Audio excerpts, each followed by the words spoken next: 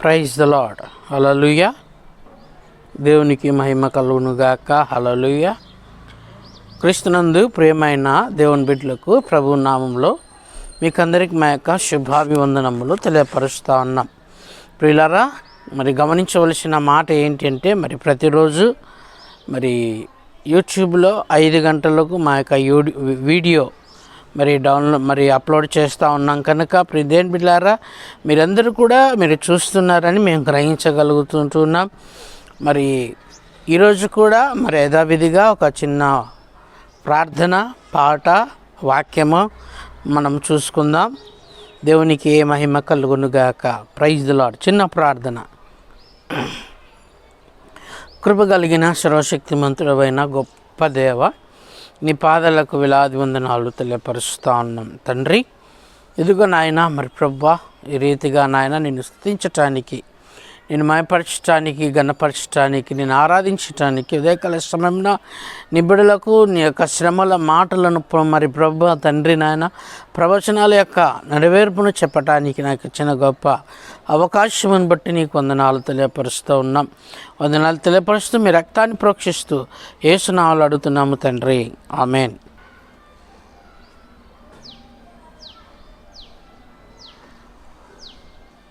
గీతం గీతం జయ జయ గీతం తట్టి పాడేదను.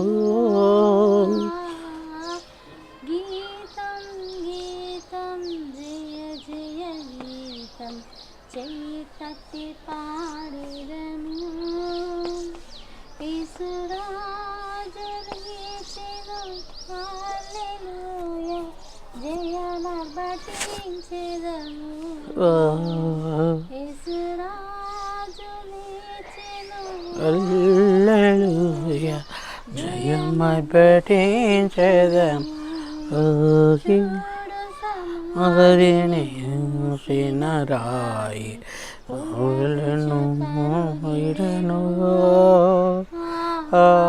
చూడము మూసిన రాయి పళ్ళు చూడనబడు.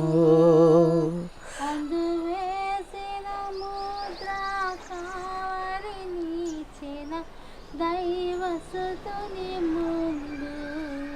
యేసు అందువేసిన ముద్ర కావలినిచిన దైవసుతుని ముందు. ఆమేన్. గీతం గీతం జయ జయ గీతం తట్టి పాడము. రాజు లేచెను, హల్లెలూయా, జయమర్భటించెదను. యేసురాజు లేచెను, హల్లెలూయా, జయమర్భటించెదను. Praise the Lord. క్రీస్తునందు ప్రియమైన దేవుని బిడ్డలారా, ప్రభు పేరిట మీకు ప్రత్యేకమైన ఉదయకాలపు శుభాభివందనములు తెలియపరుస్తూ ఉన్నాం. క్రీస్తునందు ప్రియమైన దేవుని బిడ్డలారా, ప్రభు పేరిట మరి ఈ వాక్యమును మీ ముందు మరి తెలియపరుస్తున్నాం. ఏంటి అంటే, కీర్తనల గ్రంథము 22వ అధ్యాయము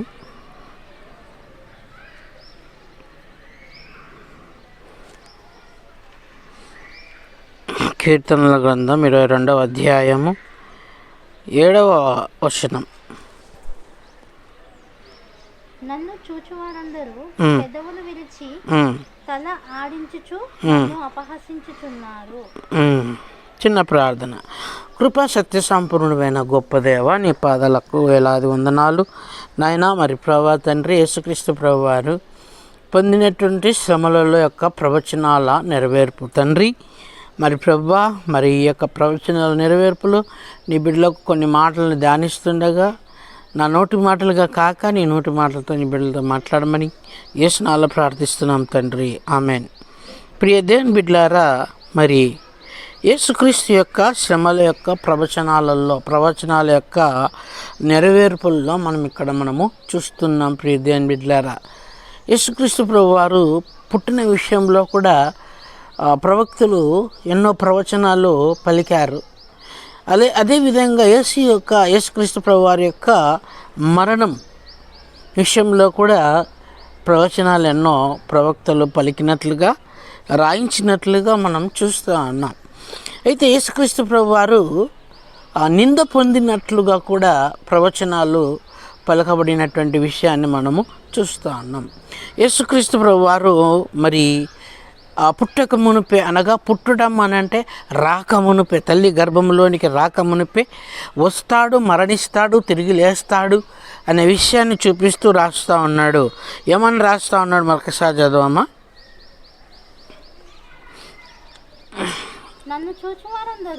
నన్ను చూచువారందరూ పెదవులు విరిచి తల ఆడించుచు నన్ను అపహసించుచున్నారు. దేవుని స్తోత్రం కలుగును గాక. ఇది పలకబడినటువంటి ప్రవచనం.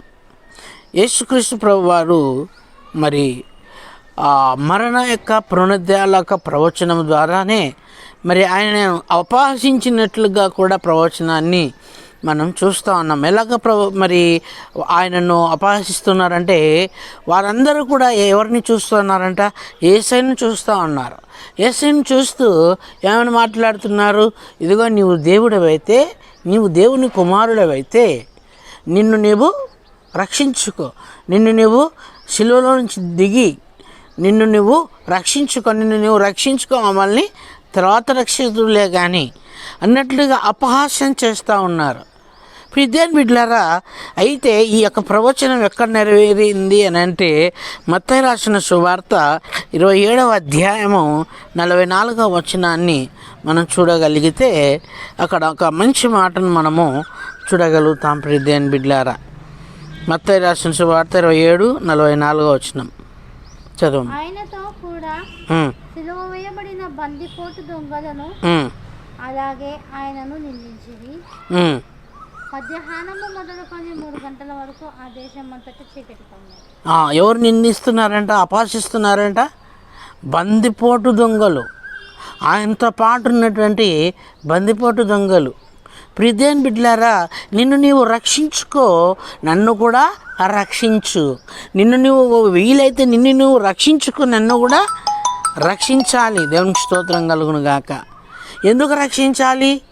ఇంకా నేను పాపాలు చేయాలి, ఇంకా అనేక ఇళ్ళల్లో ఎన్నో వస్తువులను నేను దోచుకోవాలి, ఇంకా ఏవేవో నేను సంపాదించుకోవాలి, ఇంకా ఏమేమో లోకాలను నేను చూడాలి, ఈ భూలోక సంబంధమైన రాజ్యాలను లేకపోతే దేశాలను నేను చూడాలి, పాపంలో ఇంకా మునగాలి, తేలాలి. కనుక నిన్ను నువ్వు రక్షించుకొని వీలైతే నన్ను రక్షించు అని చెబుతున్నటువంటి మాట మనకందరికీ కూడా తెలుసు. ప్రియమైన బిడ్డలారా, అయితే ఈరోజు కూడా అలాంటి వారు ఎంతోమంది ఉన్నారు, అవునా? ప్రియమైన బిడ్డలారా, ఈరోజు అలాంటి వాళ్ళు ఎంతోమంది ఉన్నారు. నీవు దేవుడు అయితే, నీవు దేవుని యొక్క కుమారుడవైతే నువ్వు రక్షించుకో అని ఆనాటి ప్రజలు ఎలాగైతే మాట్లాడారో, ఇదిగో ఈనాటి ప్రజలు కూడా ప్రభువుని ఎలాగ మాట్లాడుతున్నారంటే, ఇదిగో నాకు ఒక బాధ వచ్చింది, వేదన వచ్చింది, సమస్య వచ్చింది, నీవు దేవుడు అన్నావు కనుక, నీవు దేవుని కుమారుడు అన్నావు కనుక నాకు ఈ బాధలో నుంచి విముక్తి దేయి, నాకు ఈ బాధలో నుంచి విముక్తి దయచేయి నాయనా అని ప్రశ్నిస్తూ ఉన్నారు. అడగటం లేదు, ప్రశ్నిస్తూ ఉన్నారు. ప్రభువుకు కోపం ఎక్కడొస్తుంది అని అంటే, ఒక చోట కోపం వచ్చింది. ఏంటి అని అంటే, ఇదిగో ప్రభువా, నీవు మరొకసారి మా మధ్యన నువ్వు ఒక సూచిక క్రియ చేసి చూపు అంటారు. తన యొక్క ఆనాటి ప్రజలు, శాస్త్ర పరిచయులు ఏమంటారంటే, నీవు మరొక్కసారి మాకేం చేయాలంట, సూచిక క్రియ చూపించు అని అంటారు. అంటే ప్రభు అంటాడు, వ్యభిచారులైన చెడ్డతరం వారు మరొక సూచిక క్రియ చేయమని కోరుచున్నారు. ఎక్కడ కోపం వచ్చింది అని అంటే, ఆయన ప్రశ్నిస్తే ఆయనకు అక్కడ కోపం వచ్చింది. ప్రియమైన బిడ్డలారా, మనం ప్రశ్నించే వారముగా కాక దేవుని ఎదుట అడిగే వారముగా ఉండాలి. దేవుని స్తోత్రం కలుగును గాక. ప్రశ్నిస్తే దేవునికి నిజంగా చెబుతున్న కోపమే తప్ప ఇంకా బాధ కలగదు, అవునా? మనము మన యొక్క యేసు ప్రభు యొక్క జీవితంలో యేసు ప్రభు మనల్ని ఎలాగ చూడాలనుకుంటున్నారంటే ఆయన తండ్రిగాను మనము ఆయనకు బిడలముగాను చూడాలనుకుంటున్నారే తప్ప దేవుని బిడ్డలారా అడిగే ప్రశ్నించే వారిగా దేవుడు మనల్ని చూడాలనుకోవటం లేదు. కనుక దేవుని బిడ్డలారా ఆనాడు పరిశాస్త్రులు ఏమంటున్నారంటే నీవు మరొకసారి నేను నమ్మాలంటే నేను నిన్ను విశ్వసించాలి అని అంటే నేను ఏదో పొందుకోవాలనుకుంటే నువ్వు మరలా నా మధ్యన ఒక సూచక క్రియ చెయ్యి. దేవుని బిడ్డలారా స్వస్థత కావాలని అడిగితే ఇస్తాడు తప్ప స్వస్థత ఇస్తేనే నువ్వు దేవుడవు లేకుంటే నీవు దేవుడు అని నేను నమ్మను అన్నవారికి ఎప్పటికీ కూడా స్వస్థత ఉండదు. దేవుని బిడ్డలారా ఇక్కడ ప్రశ్నిస్తున్నారు, నిన్ను నీవు రక్షించుకో, నన్ను కూడా రక్షించు, నన్ను కూడా దింపు అని మాట్లాడుతున్నారు. దేవుని బిడ్డలారా చాలామంది ఈ రీతిగా ఉంటూ ప్రభువును ప్రార్థనలు ఏం చేస్తూ ఉన్నారంటే రా నువ్వు దిగురా అని ప్రార్థన చేసేవారు ఎంతోమంది ఉన్నారు దేవుని బిడ్డలారా. కానీ ప్రభువు కోరుచున్న మాట ఏంటంటే దేవుని బిడ్డలారా ఇంకొక పక్కన మరి ఎడమ వైపు ఇంకొక దొంగ ఉంటున్నాడు.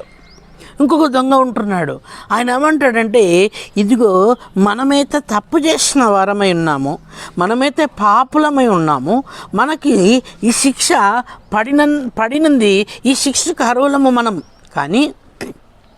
కానీ ఈయన ఇదిగో మన పక్కన ఉన్నటువంటి ఈయన ఈ శిక్షకు అర్హుడు కాడు, ఈ శిక్షకు ఆయన పాత్రుడు కాడు అని చెబుతూ మాట్లాడుతున్నాడు.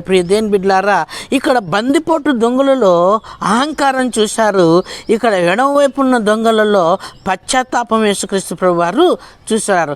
ఎవరైతే పశ్చాత్తాపముతో తన హృదయాన్ని ఆయన ముందు వేయటానికి ఎవరైతే వస్తారో పశ్చాత్తాప హృదయాన్ని ఆయన తేలిక చేయటానికి ఆయన ఎప్పటికీ కూడా మన ముందు నిలిచి ఉంటాడు. అయితే దొంగతో మాట్లాడుతున్నాడు కదా, నేడు నీవు నాతో కూడా పరదేశంలో ఉండు అని నిశ్చయముగా నీతో నేను చెబుతున్నాను అంటాడు. దేవుని బిడ్డలారా పశ్చాత్తాపం లేని 100 గొర్రెల కన్నా పశ్చాత్తాపం కలిగినటువంటి ఒక్క గొర్రె సంఘానికి ఎంతో మేలవుతుంది. దేవుని బిడ్డలారా 100 గొర్రెలను పెట్టుకొని వాళ్ళను లేకపోతే ఆత్మీయ సంబంధికంగా వాళ్ళని నడిపించలేక ఇదిగో ఏదో 100 మంది సంఘం వస్తున్నారు, 1000 మంది సంఘం వస్తున్నారు, లక్షల మంది సంఘం వస్తున్నారు, ఇదిగో ఇసుక వేయనంత జనాంగం మా సంఘానికి వస్తున్నారు అని అంటే వారి పక్షాన దేవుని బిడ్డలారా ఎంతో లెక్క మనము అప్పగించాలి. వస్తున్నారని సంతోషపడేది కాదు. కానీ దేవుని బిడ్డలారా ఎంతమంది అయితే నీ సంఘానికి వస్తున్నారో, ఎంతమంది అయితే నీ సంఘంలో కనపడుతున్నారో అంతమందిని నీవు దేవుని వైపు నడిపించే బాధ్యత మన మీద ఉంది. దేవుని బిడ్డలారా అంతమందిని దేవుని మీద మనం దేవుని వైపు నడిపించాలి. దొంగ అంటున్నాడు కదా దేవుని బిడ్డలారా, ఇదిగో ఈయనకైతే ఇటువంటి శిక్ష ఓకే, కానీ ఈయనకైతే ఇటువంటి శిక్ష అంత పడాల్సిన అవసరం లేదు, కానీ నేనైతే ఈ శిక్షను నేను పొందుకోగలిగిన వాడను అని ఒప్పుకుంటున్నాడు. ఆయన పశ్చాత్తాపం పొందుకుంటున్నాడు, పశ్చాత్తాపడుతున్నాడు. కానీ ఈరోజు మనము పశ్చాత్తాపడుతున్నామా? ఈరోజు దేవుని యందు మనము పశ్చాత్తాపం పడి దేవునికి ఇష్టలుగా మనము జీవిస్తున్నామా అనేది ఒక్కసారి ఆలోచన చేసుకోండి. ఈ ఉదయకాల సమయమున 5 గంటలకి మరి బ్రదర్ యూట్యూబ్ ఛానల్లో బ్రదర్ సమయాల మెసేజ్లో మరి ఓపెన్ అవుతుంది కనుక దేవుని బిడ్డలారా ఒకసారి మనం పరీక్షించుకుందాం. యేసుక్రీస్తు ప్రభువు వారు శ్రమల రోజును మనకెందుకు తీసుకుని వచ్చారు అని అంటే మన హృదయాలను పరిశోధించుకొని దేవుని వైపు నడవాలని దేవుడు కోరుకుంటున్నాడు. ఆయన మరి ఒక నిలువు కర్రకు, ఒక అడ్డకర్రకు మరి ఆయన వేలాడుతూ దేవుని బిడ్డలారా ఆయన పలికినటువంటి మాట మనం ఒకసారి జ్ఞాపకం చేసుకుందాం. ఏమంటున్నారంటే, తండ్రి వీరు ఏమి చేస్తున్నారో వీరు ఎరగరు కనుక వీరిని క్షమించండి అంటున్నాడు.